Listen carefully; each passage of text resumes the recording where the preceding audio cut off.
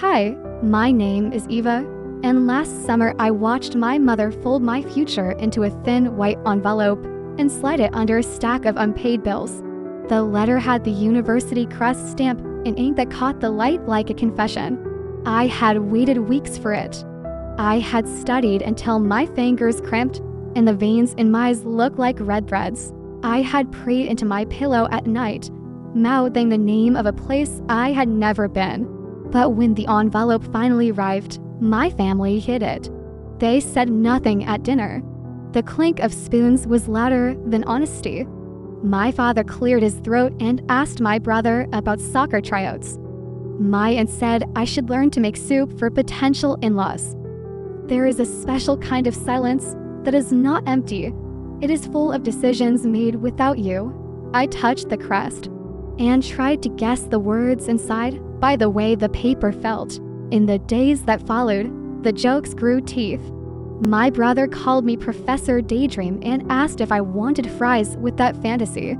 There is a way people smile when they are sure you will fail. It is a smile that never reaches the eyes. I kept studying anyway. I kept setting my alarm 3 hours early. The morning my acceptance status went live, my mother unplugged the router to save on electricity. She said the internet was a distraction. She said school was not for girls who did not know their place.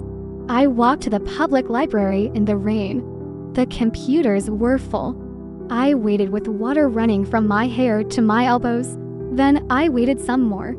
When a seat finally opened, I typed with hands that would not stop shaking. The screen froze before the page loaded. The librarian apologized. I laughed so I would not cry. By the time I got home, the envelope was gone. Would you fight when the people you love are the ones blocking the door? Or would you stay silent and let them decide who you are? Here is what I did. I took the job no one wanted at the campus cafeteria across town. I stacked trays and wiped tables and listened to announcements echo through the atrium every Friday at sunset. Names were read for the honor roll, scholarships, research awards. I learned the cadence of applause and the hush that comes right before a life changes in public. That is not the worst part. The worst part is how close I stood to the microphone for months without knowing that the person who would say my name already knew it. The summer heat pressed down on our small town like a heavy quilt. The streets smelled of gasoline and fried dough drifting from corner stools. And every evening the cicadas cried louder than the voices inside my house. We lived in a narrow apartment with windows that stuck in their frames. The curtains were yellowed, and the paint peeled in strips that curled like old paper.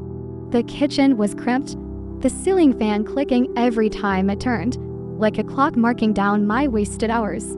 The smell of fried onions clung to my clothes, reminding me that dreams did not belong here. When my father came home from work, the front door always groaned as if it resented opening. He would toss his keys onto the counter, the metallic clatter echoing across the walls. My brother, still in his soccer jersey, sprawled across the sofa with muddy socks, while my aunt counted coins from her shop and reminded everyone that money was all that mattered. No one looked at me. School was the only place I felt air on my skin. The classroom smelled of chalk dust and ink, the tall windows letting in a breeze that stirred the papers on my desk. Teachers nodded when they passed me, sometimes slipping me books too advanced for the syllabus. I memorized the crack pattern on the blackboard because it was steadier than the faces around me. The university had felt like the only door out, a door that might open if I pushed hard enough with every test, every essay, every hour spent hunched beneath the dim bulb in our living room. I can still hear the neighborhood sounds when I close my eyes, a motorcycle backfiring, a child crying for candy, the rattle of carts on broken pavement. Those sounds seeped through the thin walls at night while I bent over pages that smelled faintly of ink and sweat. Sometimes I imagined it was sunlight pouring through windows I did not yet own. But in the middle of that crowded apartment, surrounded by people who dismissed me, I always felt like a guest.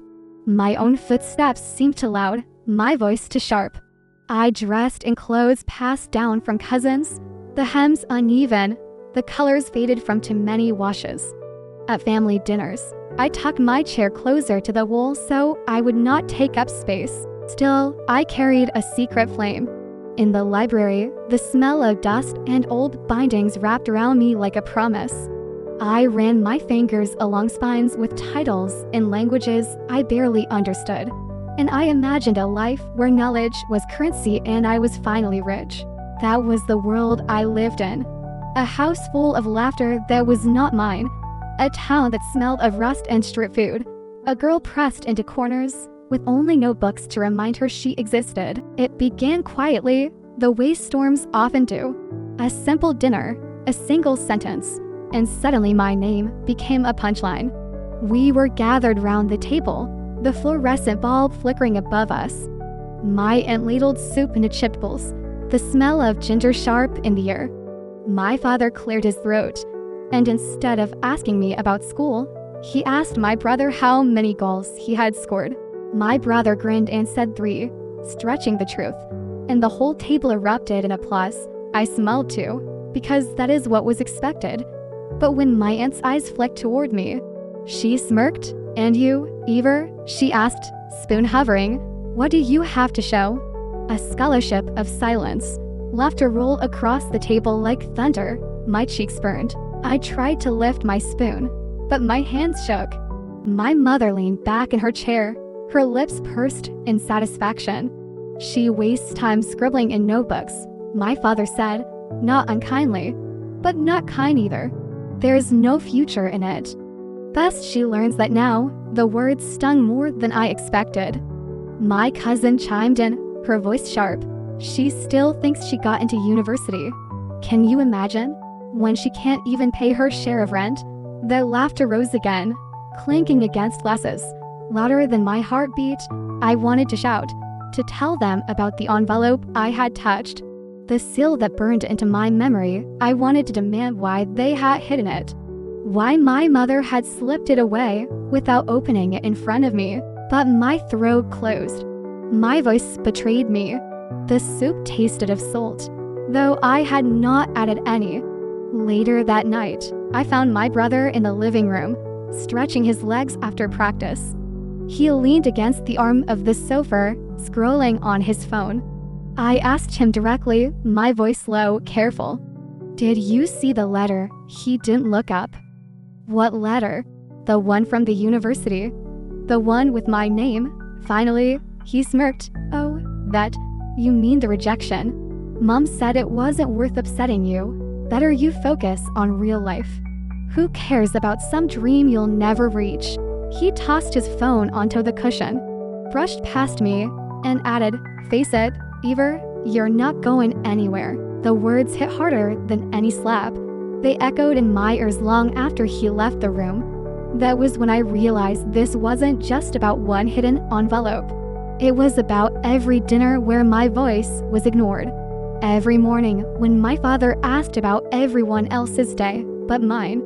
Every glance that said I was an intruder in my home. I wanted to fight. I wanted to scream. But I swallowed the words like bitter medicine. Because in that house, silence was safer than truth. When I think back, I realize the letter was only the final straw in a long history of erasure. My family had been cutting pieces of me away for years, and by the time the envelope arrived, there was barely anything left they hadn't already taken. I remember being 10 years old, clutching a drawing I had worked on for days. I had drawn the town square at sunset, the lampposts glowing like stars, the cobblestones shaded carefully with my tiny hands. My teacher entered it into a local contest. Without telling me, and I won first prize. The certificate came in the mail. My father pinned it to the wall. But instead of my name, he told the neighbors that my cousin had helped me, that it wasn't really mine. I stood there, nodding, too small to argue. The certificate vanished a week later, at 12. I wrote essays for my brother when he was too busy with soccer practice. He would hand them in and receive praise from teachers. Sometimes he shared the candy they gave him as a reward, sometimes not. I told myself it didn't matter, that one day I would be allowed to show my own voice. But the years stacked like bricks, each one walling me off further from recognition. The worst was at 16. My school had nominated me for a regional science fair. I stayed up for nights, building a model of a water filtration system out of spare bottles and pipes scavenged from junkyards. The living room smelled of glue and rust for weeks. I was supposed to travel to the city with other finalists. The night before the trip, my father announced there wasn't enough money for bus fare. My aunt laughed and said, "Better she learns disappointment early. Life is not a science project." I watched my model sit in the corner, gathering dust, while photos of smiling winners filled the newspaper the next day. Even birthdays carried there. Lessons. My brother's cake was always frosted high, candles glowing in the dark, relatives cheering. Mine was a day late, or forgotten, or replaced with a store-bought pastry sliced in silence. I stopped expecting gifts. I stopped expecting celebration. I stopped expecting anything at all. At school, I learned to shrink myself. I sat at the back, taking notes with meticulous care. I scored higher than most, but I rarely raised my hand. It hurt less to be invisible than to risk the laughter that followed whenever my achievements slipped into daylight. My teachers noticed, though, once. My literature teacher pressed a book of poems into my hand, whispering, "Don't let them convince you you're nothing." I read those poems under the blanket at night. The words like sparks in the dark. But sparks are fragile. At home, my aunt often muttered that girls were burdens. The education was wasted on them. My mother nodded in silence. My father sighed and told me to stop dreaming. And every time I thought I might rise, their words pressed me back down, like weights on a balloon. By the time the university results were due, I carried all these small injustices inside me like stones in a pocket, heavy, but hidden. When my family smirked and called me a failure, it wasn't new. It was the same song they had been singing all my life. Only this time, I was no longer a child. This time, the stones pressed so hard against my ribs that something inside me swore it would break free, no matter what they did to bury me. The day of the scholarship ceremony arrived without fanfare in my house. My brother lounged in front of the television. My aunt counted bills at the kitchen table. And my mother folded laundry with slow, deliberate hands. No one mentioned the event. No one even hinted that I might want to attend, but I knew. I had overheard my literature teacher whisper to another staff member in the hallway weeks before. She had lowered her voice, but the words still found me. Her name is on the list. Full scholarship. The president himself will read it. My heart had pounded so loudly I thought they would hear it and turn around. That memory became my secret lifeline. Every cruel remark from my brother, every dismissive glance from my father, every mocking laugh from my aunt pressed against me like stones. But I held that one overheard sentence like a flame cup in my hands. On the morning of the ceremony, I left home without a word. I wore the plainest dress I owned, faded at the seams, shoes scuffed from years of wear. My mother glanced at me as I tied my hair back, but said nothing. Silence had always been her language. The city campus was a world away from the crumbling walls of our apartment. The main hall smelled of polished wood and fresh flowers. Sunlight streaming through tall windows that stretched like cathedral arches. Students in neat uniforms clustered in groups, their laughter sharp, their confidence untouchable. I stood at the edge, clutching my notebook to my chest as if it were armor. I told myself I didn't belong, but my feet still carried me to a seat in the far corner. I listened as names were called. Applause rising and falling like waves. The air shimmered with possibility, each announcement striking against me like a reminder of what I had been denied at home. Then something happened. The university president entered, a tall man with a presence that filled the room. His voice calm yet commanding, he stepped to the podium, papers in hand, glasses glinting under the lights. My throat tightened. I thought of the envelope, of the crest I had touched but never opened. He began to read. Awards for research, scholarships for excellence, My palms were slick with sweat. My heart thudded against my ribs. The room seemed to hold its breath with me. And then, between two familiar names, he paused. He looked down at the page, then up at the audience, and spoke a name I hadn't heard in months. My name? The sound rolled through the hall like thunder breaking a long drought. For the first time, it wasn't hidden, mocked, or stolen. It was spoken with pride, with authority, with weight. The applause that followed wasn't forced laughter at a dinner table, it was real. Rising and echoing until it swallowed me whole, I froze. For a moment, I wanted to sink into the chair, to remain invisible. But something inside me shifted. The years of silence cracked, the stones I had carried pressed harder, then fell away. I stood, my legs trembled. But I stood. In that instant, I realized they had hidden the envelope. But they could not erase me from this moment. My name had survived their silence. The hall seemed to tilt when my name echoed through the speakers for a heartbeat. I thought I had imagined it, but the applause kept rolling. Clapping hands striking like drums that shook the air. All around me, students turned, as searching for the girl whose name had just been called. My knees wavered as I rose. The fabric of my old dress clung damply to my skin. The faded blue nothing like the polished outfits around me. My shoes clicked softly against the marble floor as I walked toward the stage, each step louder in my head than the entire crowd. I felt their eyes, 1,000 gazes pressing down on me, not mocking this time, curious, expectant.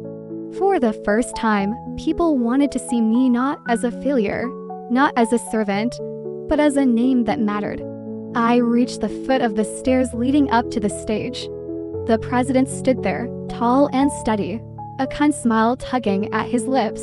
His eyes met mine, and something in them said, I know what it cost you to get here. My palms stung from the grip I had on my notebook.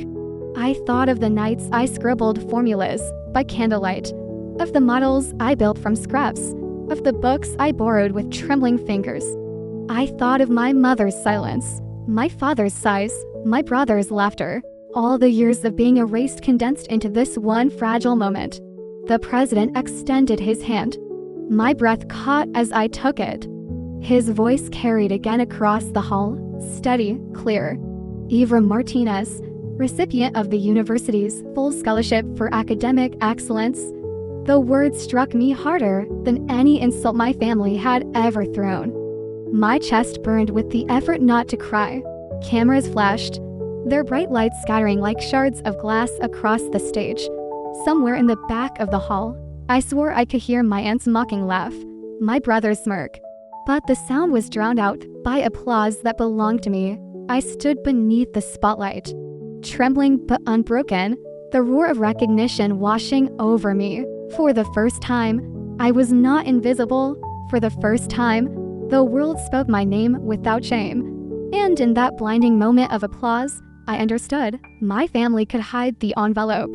They could bury the letter, but they could not silence the truth. The applause still rang in my ears when I stepped down from the stage, the weight of the scholarship certificate firm in my hands. The paper was smooth, the ink bold, and for the first time I held proof of who I really was. Proof that no one could hide or twist. As I moved through the crowd, faces opened into smiles, strangers clapping me on the shoulder, congratulating me. Their voices were warm, their eyes sincere. The sound was overwhelming, almost surreal. For years, I had learned to shrink, to fold myself small in every room. Now, the room itself seemed to expand around me, holding me at its center. At the back of the hall, I caught sight of them, my family. I hadn't expected them to come, but there they were, standing awkwardly near the doorway. My aunt's arms were crossed tight, her lips pursed as though she had bitten into something bitter. My brother shifted uncomfortably, his swagger gone, his eyes darting anywhere but toward me. And my mother just stood still, her gaze lowered, her hands twisted in front of her apron as if she wished she could disappear. The president, still at the podium, cleared his throat. His voice carried across the hall again. What you see here is not only talent, but perseverance. Some names rise above circumstance. Some truths cannot be buried. The words sliced through the air, deliberate, almost pointed. My chest tightened. I glanced toward my family again. My aunt's face flushed red. My brother's jaw clenched. My mother finally looked up, her eyes wide, wet, but silent, always silent. I stepped forward, lifting the certificate slightly so they could see it. My voice shook, but I forced the words out, loud enough to echo in the space between us. You tried to hide my future, but here it is. Here I am. The whole quieted for a moment, the silence heavier than applause. My words seemed to hang in the air, undeniable, unshakable. My aunt turned her face away. My brother shoved his hands into his pockets, and my mother lowered her gaze once more. I didn't need their approval anymore. Their power over me had broken the moment my name was spoken. Aloud, the truth was brighter than their shadows. And as I walked out of that hall, the certificate pressed against my chest, I knew I had won, not just the scholarship, but myself. The night after the ceremony, I returned to the apartment. The same peeling paint, the same yellowed curtains, the same chipped dishes stacked by the sink, yet nothing felt the same. My footsteps no longer shrank into the corners. My silence no longer served as their victory. My aunt avoided my eyes at dinner. She stirred her soup with sharp clanks, as if the noise could drown out the memory of my name echoing in that grand hall. My brother shoveled food into his mouth quickly, his bravado gone, his smirk replaced by a tight line. He muttered something about soccer practice and left the table early. My father cleared his throat, but no words came out. For once, the man who always had something to say sat in silence. And my mother, she looked at me longer than usual. Her hands trembled as she passed me the rice bowl. No congratulations, no apology, just a soft whisper I barely caught. Eat more. You'll need strength. It wasn't love, not fully, but it wasn't dismissal either. It was the closest she could come, and I took it as a fragile thread of something unfinished. I ate quietly, not because I was silenced, but because I had nothing left to prove in this house. The certificate was folded carefully in my bag beside me, its weight a reminder that my life was no longer theirs to control. That night, I lay in bed staring at the cracked ceiling, listening to the familiar hum of the fan. For years, those sounds had been a lullaby of limitation, of smallness. Now, they were just background noise. Beyond these walls, a world awaited, a campus full of books, of people who knew my name, of opportunities that no amount of cruelty could take away. In the weeks that followed, relatives called, some pretending they had always believed in me, others demanding to know why they hadn't been told sooner.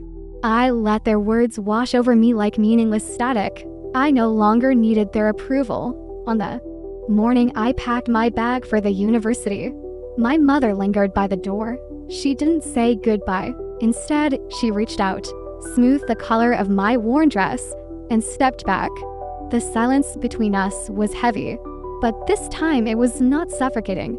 It was acknowledgement. I walked out with my head high. The sun struck my face, and the air tasted new. Behind me, the house sagged under its own weight, but ahead of me stretched a horizon I could finally claim. They'd buried my dreams once, but the truth had dug me out.